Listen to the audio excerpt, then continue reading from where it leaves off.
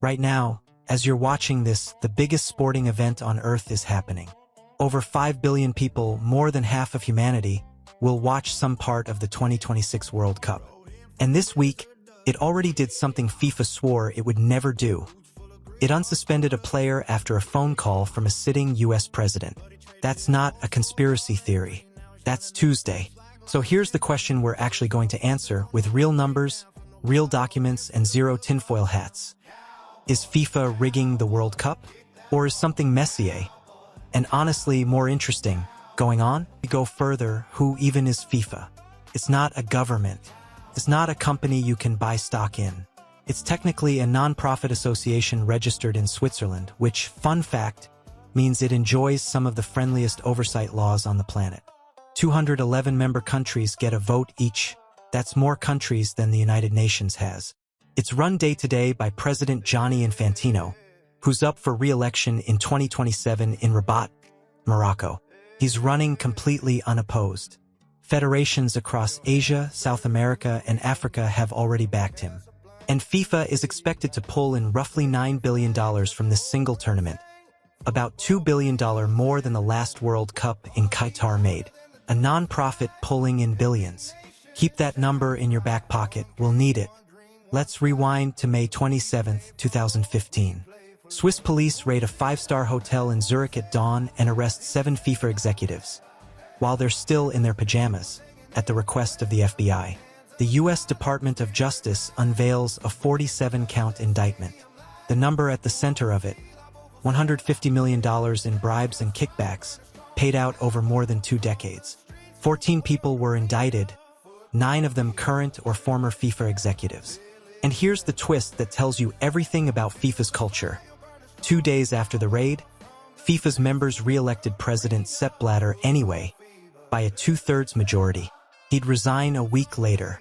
He was never personally charged with a crime, but was banned from football activity, a ban that technically raised an uncomfortable question. How did Qatar, a country with basically no football history, average summer temperatures over 40 degrees Celsius, and roughly the population of Houston, win the right to host a World Cup, beating out the United States? The DOJ's indictment literally alleged that FIFA officials bought and sold their votes for the hosting rights of the 2018 and 2022 tournaments, the ones that went to Russia and Qatar. Nobody has ever proven Qatar's bid team broke the rules in a court that could strip them of the tournament. But the guys who ran that vote, a chunk of them are now indicted, banned, or in prison. So, is that rigging? Legally unproven. Structurally, FIFA built a system where a handful of unaccountable men picked billion-dollar winners behind closed doors. That's not a conspiracy. That's just bad architecture. Now let's talk about right now. This week, American striker Folarin Balogun got a red card in the round of 32 against Bosnia and Herzegovina, which comes with an automatic one-match ban. Standard stuff. It's happened before. Except President Trump personally called FIFA President Gianni Infantino to push for a review. Days later, FIFA didn't overturn the red card. It invoked a disciplinary rule to suspend the punishment for a year, clearing Balogun to play against Belgium anyway, plus a $40,000 fine. Belgium's Football Federation filed a protest. FIFA rejected it on a technicality. Belgium then beat the US 4-1 anyway, so technically it didn't even matter, but the appearance of a head of state picking up the phone and getting a ruling reversed is the kind of thing that makes "is this rigged" trend weirder.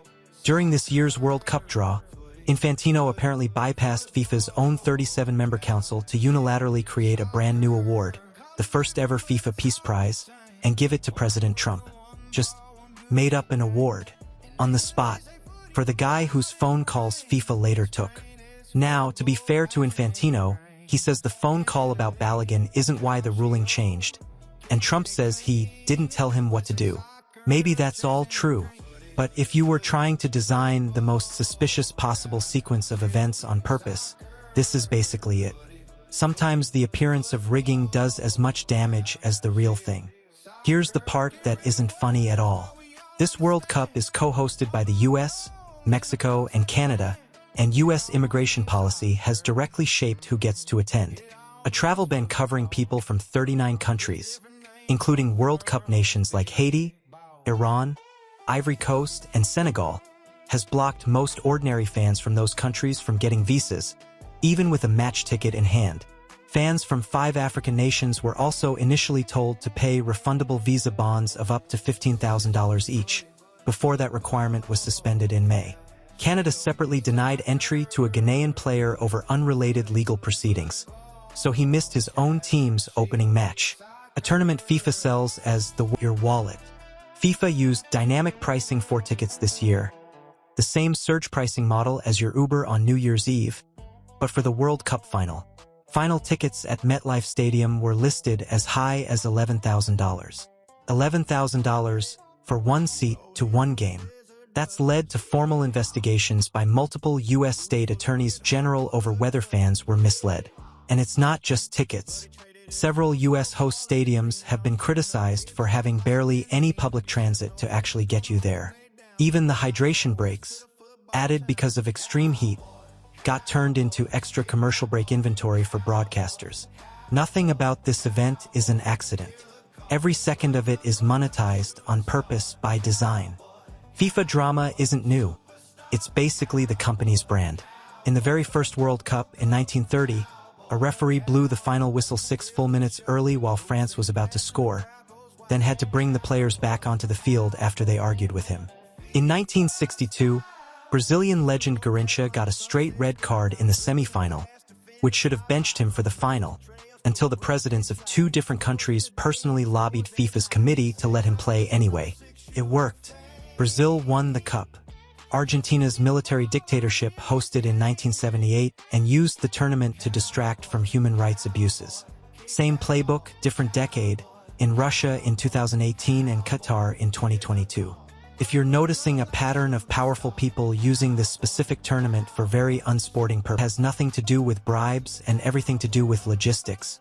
FIFA expanded this World Cup to 48 teams, spread across 3 huge countries, which means way more flying between host cities than ever before. Independent researchers estimate this tournament's total carbon footprint at around 7.8 million metric tons of CO2, more than double the official number reported for Qatar in 2022, and roughly equivalent to 6.5 million cars driven for an entire year. FIFA has sustainability goals written into its own official documents. This tournament runs directly against nearly all of them. It's not a bribery scandal, nobody's getting arrested for this one. But rigging isn't only about match outcomes. It's also about who pays the long-term cost of a decision, and it's usually not the people who made it. So let's get precise, because rigged is doing a lot of work in that headline. Is there hard evidence FIFA has fixed an actual match result? Told a referee, make sure Team A wins? No, nobody has proven that, and that's a very different, much more serious claim than what we've covered. What is proven, repeatedly, with actual convictions and indictments? FIFA officials have taken bribes, sold hosting votes, enriched themselves for decades, and its current leadership has bent disciplinary rules under political pressure within the last 7 days. That's not the same as fixing a scoreline, but it means the environment around the games, who plays, who profits, who even gets in the stadium, has absolutely been. Here's the honest, slightly bittersweet ending to this story. Despite absolutely everything we just covered, this World Cup has also been genuinely great sport. Stadiums have been packed. 9 African teams reached the knockout stage, the most global representation the tournament has ever had. Superstars have been scoring incredible goals on the biggest stage of their careers. That's the trick FIFA has pulled off for nearly 100 years. The scandals fade the moment the ball starts rolling, because the football itself is real, and the joy fans feel watching it is real too. The corruption happens in boardrooms in Zurich. The magic still happens on the pitch. Both of those things are true at the same time, which is exactly why this keeps working. So, final answer, is FIFA rigging the World Cup? Not in the movie villain, fix the scoreline sense. But it is an organization with a documented, decades-long habit of letting money and political power reshape decisions that are supposed to be about sport, from who hosts to who plays to who can even afford a ticket to who's allowed to watch in person at all. Here's your homework. Next time you watch a match, notice who's sitting in the VIP box and ask yourself how they got there. Follow the sponsorships. Follow the phone calls. The scoreboard might be honest, but everything around it rarely is. If this kind of story is your thing, subscribe because we're just getting started. FIFA scandal counters final tally 10 and counting.